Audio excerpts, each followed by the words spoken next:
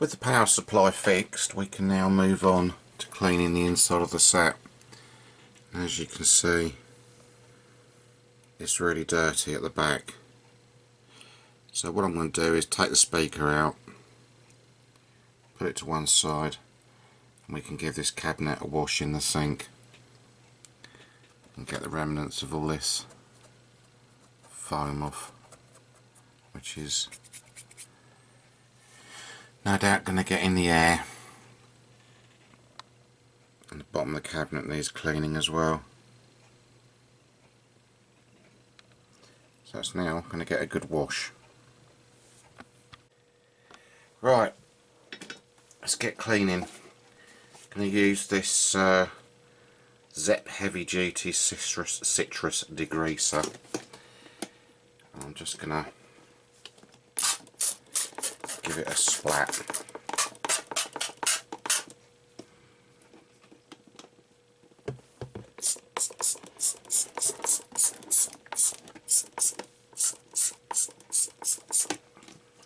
That should do it. I've got Chrissy's wife's toothbrush. She kindly mailed down to me for this.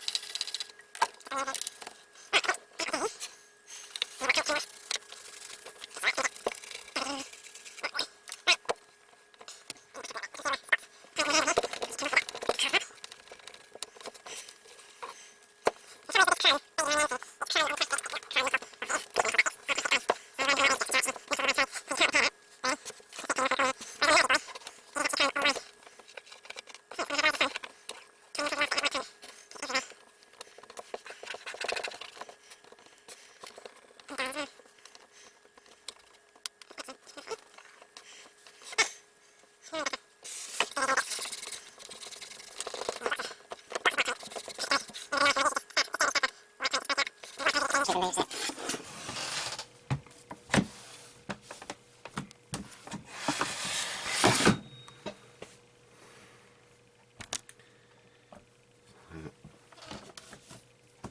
this chrome bit here, these end cheeks. There's someone's fingerprints, so if the seller's watching this, you've left your fingerprints on here in white paint, just there.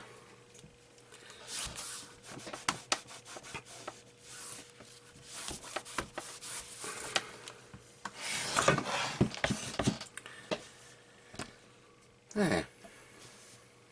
Didn't take very long. Let's just go inside and with a dry bit of the cloth, which is not a lot left, just clean the dial off. Something you wouldn't want to do with a valve radio, that, because they use water-based inks, I think, or whatever they used, and it used to have the BBC stickers on it there. I can see the traces of those on the dial.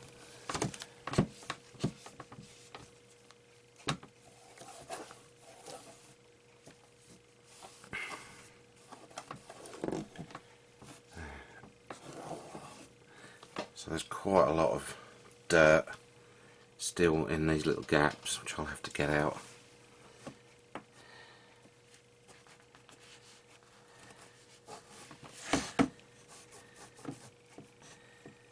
And the black paint on the Grundig badge needs refilling again.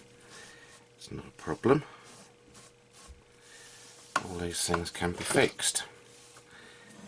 If you look here, you can see where the radio's been bumped over the years and stuff. The chrome on top of the plastic's been worn away. No way you can fix that. There's a nice bit of grease under there. But overall, much better.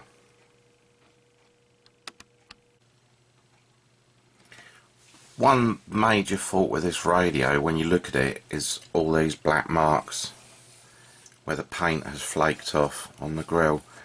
So what we're going to do now is a technique used for making fake wood grain. Now, this set here is quite light, so the colour I've chosen is going to be RAF Dark Earth, as applied to early war Spitfires and Hurricanes and Lancaster bombers and things. That seems about the right tone. If not, I can also always go over the top of it. So I've just got a little palette down here I'm working from, and I'm going to start painting out black sections, and if you notice, pretty quickly they fade away. Now the idea is you use two incompatible paints here. So your first paint on would be like an acrylic or an enamel, and the second paint I'm going to use, I'm going to drag it, is an oil paint, straight oil, like a darkish brown colour, and the idea is just wipe it over with a sponge. But I'm going to continue painting all these black spots out, and we'll see how it looks afterwards. Right, just picking this up halfway down the grill, and if you're using acrylic paint, the best thinner to use is screen wash, just your general car screen wash. Now I'm not aiming, some bits, you know, they're quite bad, but what I'm sort of aiming to do here is just skim along the top like that, just to get my baseline. And the camera tripod's in the way now, and then you just fill it, and I'm going to have to turn the radio around and do this sort of action, and again the camera tripod's in the way, and do that sort of action on the bottom side here, so it all looks even. Now I'm not looking to paint the whole strip, as I say, except where it was particularly bad, like up here. I'm just going, as the paint dries it's going to get lighter.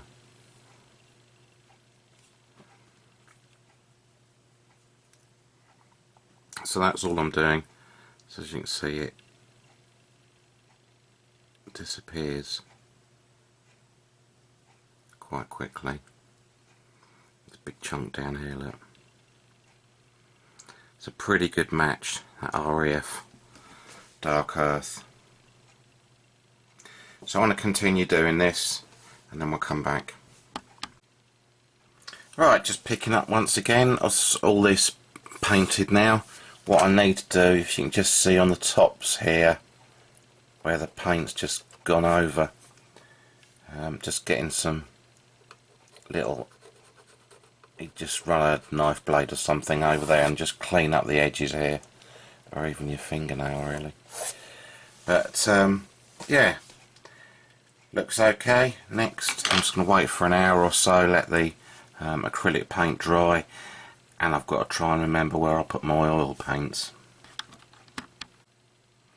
Right, we're moving on to the next stage now, where we introduce some oil paints. Now I'm using Winsor & Newton raw umber here. Could use burnt umber or Van Dyke brown. That's quite expensive. I do a little bit of painting every now and again. So I'm going to make up a very, very weak wash now, and it is literally a wash. So there's my little thing, there's the white spirit, and I literally just want to colour the radio.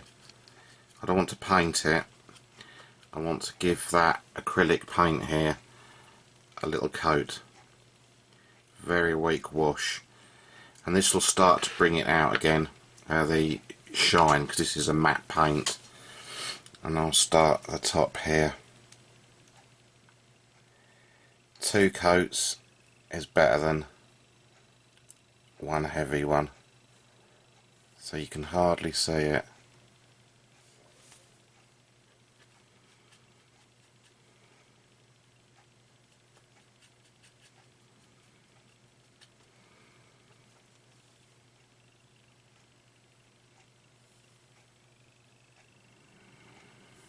Just going to introduce a little bit of colour to it.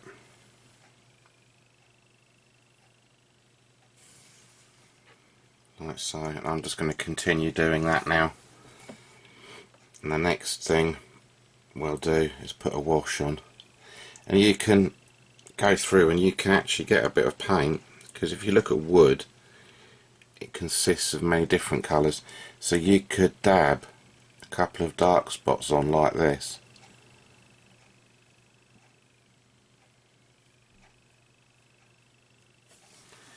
Just like that, just to give it a little bit of patterning. But I shall continue with this and then I'll show you when I've finished this one. Right, as you can see, this is looking much better. You can see there's some little patchy effects there and stuff. So the wood's not, well, the underlying colour's not like a monotone.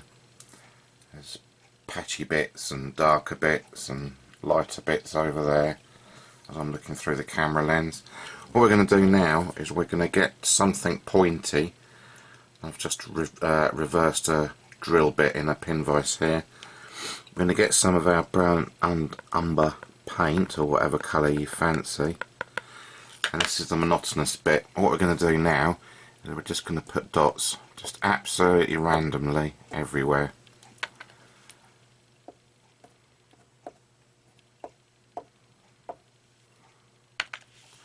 And so on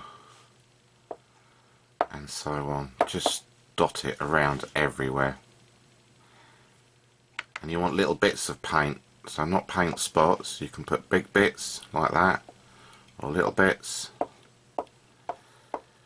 but just absolutely randomly. Right, I'll get on with this because it's going to take some time and then we'll come back. Right, so once you've got all the dots on, take a little bit of sponge and you slowly, in one direction, very lightly, just start to move the oil paint on top of the base acrylic to create random patterns. Now this would work much better on a single flat sheet without these gaps, because the motion of dragging the dots around down would actually cause the effect of grain, rather like the side panel here. Yeah, rather like that. When you drag the dots down, it would create this sort of pattern here. But on something like that, where you've just got these spaces in between, maybe doesn't work so well. But that's the effect anyway. Certainly on the top half I've only done down to here. So it's starting to look more and more like wood grain now, but at least we don't have all the black bits showing as we did in the first place. So basically all I'm doing is, I'll do it on this one. Got any paint left? 1, 2, 3, 4. Hope you can see those. I'll zoom in. So you've got those 4 dots right there, and you can either have a brush maybe and just drag them out like that,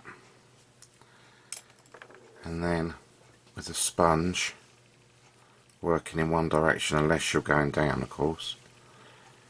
This one grain is across. You smooth them out. You slowly got that variation in pattern that you see in wood. But it's just to trick the eye, really. That's all I'm trying to do here. So it does look like wood. Also it looks like that. But yeah, on we go. I'll get the rest of this done, and then we can give it a coat of a matte varnish or something just to finish it off, because the original, and I cleaned up the other set I got, the original is very matte looking, but you can see I've cleaned this slightly. It's got emulsion paint on it, but you can see that effect on here, hopefully. Right, but that was obviously printed on with a great big roller that just went all the way across. So you know, I can see it now just looking through the camera lens. You've got this dark patch here, and it just looks very woody, hopefully. Anyway, I'll stop waffling and I'll get on with it. Right, so one of the last things I have to do on this set is replace all these foam strips. So there's 4 different sizes here. You've got one big one there with my expert micrometer here. You've got one size there, you've got another size there, you've got up here, you've got another size which is even thinner than that one, and then you've got 2 here which I think are a different size again. So I've got some foam and some double-sided tape, so I'm going to just make up some foam bits. I won't show you that because it's pretty boring, but I'll show you when it's all done. There, that's all the foam pads added now. So I've added one here, one there, one there, one at either side here, and then 2 here. There's a bit of sticky tape on top which I'll just show you. I think that was just double-sided tape to hold the back cover down. There's also another strip on the other side of this here, and I've also added this bit of tape here just to represent where the original tape went that held this battery snap down when you first got the radio. Don't know why I've done that, a bit stupid, but anyway. So that's that done. All I've got to do, oh sorry, and there's one more bit on the inside of the back cover. which is just there. Roughly goes over where the on-off switch is. So I'm going to get the set all back together now, and we'll see what it looks like. Right, here's the Yacht Boy all done pretty much. Let's just go through what I've done to it. So I've filled in all the missing black paint from the emblem here, and then polished that. I've redone all the wood grain effect here on this. I've blacked out all the scratching here with a Sharpie pen. You can't use paint on this sort of stuff because it's so thin. I've put all the knobs in the ultrasonic cleaner and then just polished all those. Polished all the chrome trim and anything that's black plastic, the top here, the handle and the complete black cover. I've used vinyl care. This one here, I've used it for about 10-11 years now. In fact, I need another bottle soon. And I've also used that on this plastic covered wood grain here, just to bring it up a little bit. So I polished the aerial with metal polish as well. I just use this Peak one. Others are available, of course. Electrically, I've replaced all the electrolytics inside. Let's just have a quick listen. I can't play any music on it, obviously. The all lithium compounds, we have developed some, not just the lithium containing compound, but actual formulations, So which are, at least, to be careful now,